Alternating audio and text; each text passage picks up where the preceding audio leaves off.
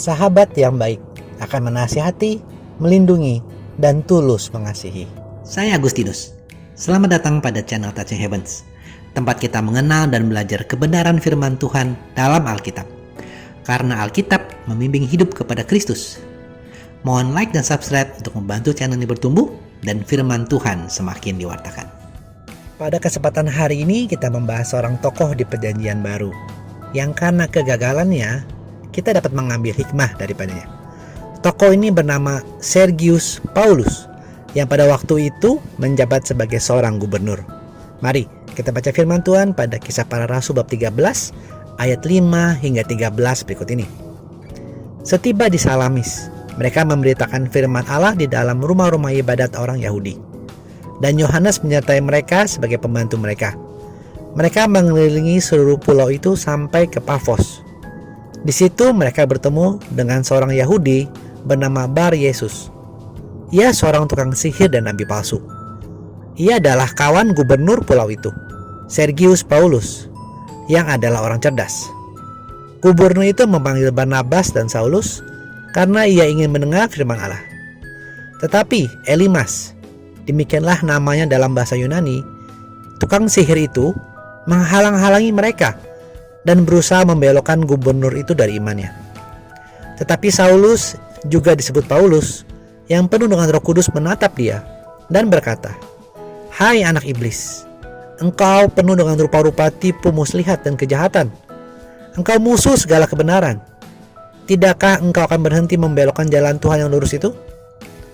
Sekarang lihatlah, tangan Tuhan datang menimpa engkau, dan engkau menjadi buta. Beberapa hari lamanya engkau tidak dapat melihat matahari." Dan seketika itu juga orang itu merasa diliputi kabut dan gelap.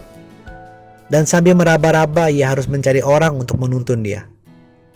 Melihat apa yang terjadi itu, percayalah gubernur itu, ia takjub oleh ajaran Tuhan.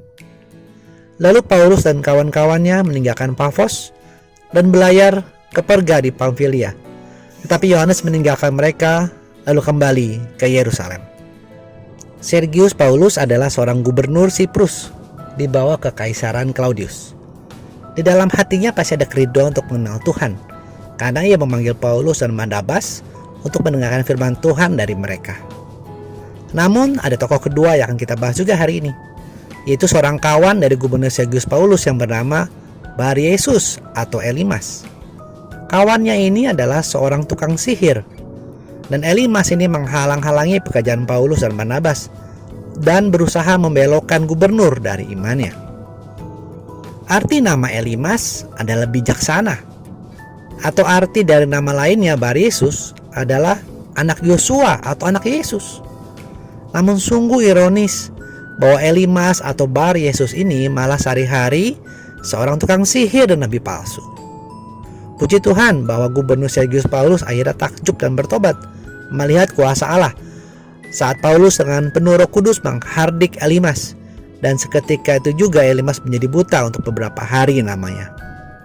Teman-teman, suatu kenyataan bahwa hanya karena mereka bergaul di sekitarmu dan tertawa bersama bukan berarti mereka adalah temanmu. Orang-orang berpura-pura baik, namun pada akhirnya situasi nyatalah yang bisa mengungkap siapa mereka sebenarnya. Bahkan seorang sahabat yang baik tidak akan mencelakai, tetapi sahabat yang baik akan menasihati, melindungi, dan juga tulus mengasihi. Kita ingat firman Tuhan dalam 1 Korintus 15 ayat 33, "Janganlah kamu sesat, pergaulan yang buruk merusakkan kebiasaan yang baik." Hal yang bisa kita renungkan hari ini adalah perihal bijak saat memilih teman atau lingkungan. Bukan artinya kita harus menyendiri, eksklusif dari orang lain, tidak mau berteman. Tapi silahkan berteman dan bergaul dengan banyak orang, karena hal itu baik untuk membuka wawasan kita. Namun, pilihlah mereka yang akan menjadi lingkungan dekatmu, karena mereka ini akan mempengaruhi pola pikir dan karaktermu. Adalah normal untuk penggemar, misalkan moge, motor besar ya, untuk bergaul dengan sesama penggemar moge. Atau penggemar game akan banyak mempunyai teman-teman yang gamer juga. Tetapi jangan lupa kita adalah murid-murid Kristus yang rindu akan hadirat Tuhan dan kebenaran firman. Maka adalah baik saat kita juga mempunyai teman-teman atau ikut komunitas dengan orang-orang sesama yang percaya dengan murid-murid Kristus yang lain. Banyak komunitas atau persekutuan doa yang kita bisa ikuti, di gereja pastinya, juga di lingkungan, bahkan komunitas orang percaya di tempat kerja.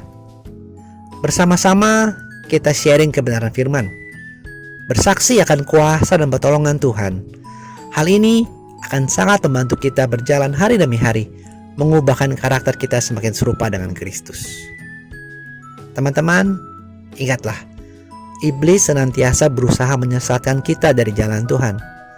Tetapi saat kita bersama-sama dengan komunitas orang percaya, maka relasi ini akan menjadi pagar untuk kita, dan Roh Kudus akan menolong dan membantu kita sehingga kita mengetahui tipu muslihat iblis dan menang dalam peperangan rohani. Terima kasih sudah menyaksikan.